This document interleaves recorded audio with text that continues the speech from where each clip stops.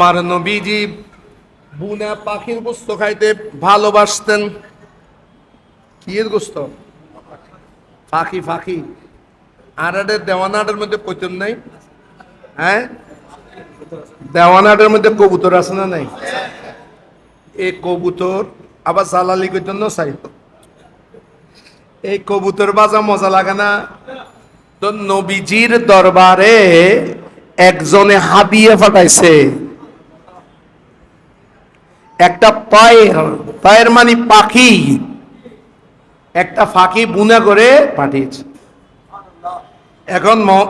এখন রাসূলুল্লাহ এটা একা খাবে না, আল্লাহর কাছে দোয়া করতেছেন। কার কাছে? নবীজির দোয়া কবুল কিনা?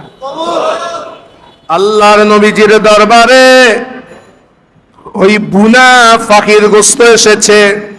হাদিসে পাক আল্লাহর নবী হাত উঠিয়েছেন, আল্লাহুম্মা ইদিনি বিআহাব্বি খালকিকা, আল্লাহ ইয়াকুলু মাই হাযা তাইরা, ইয়াকুলু মাই হাযা তাইরা, আল্লাহুম্মা আয় আল্লাহ ইতিনি আমার কাছে এনে দাও, বিআহাব্বি খালকিকা আপনার সৃষ্টির মধ্যে, আপনার সৃষ্টির মধ্যে মানুষ আছে, জিন আছে, ফেরেশতা আছে, এই সৃষ্টির মধ্যে আপনি যাকে সবচাইতে ভালোবাসেন ওই ব্যক্তিকে আমার কাছে এনে দিন, ওই ব্যক্তিকে সাথে নিয়ে আমি এই পাখির গোস্ত খাবো।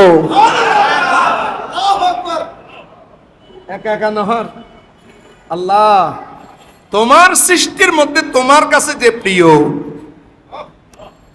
ওই প্রিয়টাকে পাঠাই দাও, প্রিয়টাকে নিয়ে আমি এই পাখির গোস্তটা। কিছুক্ষণ পরে ফাজা আলিয়ুন, কে আছে? আল্লাহ কাকে পাঠিয়েছে?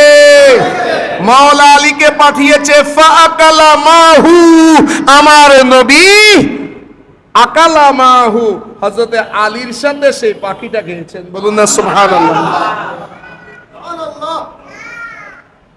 আল্লাহর প্রিয় বান্দাদেরকে নিয়ে খানা খাবেন কারে লই?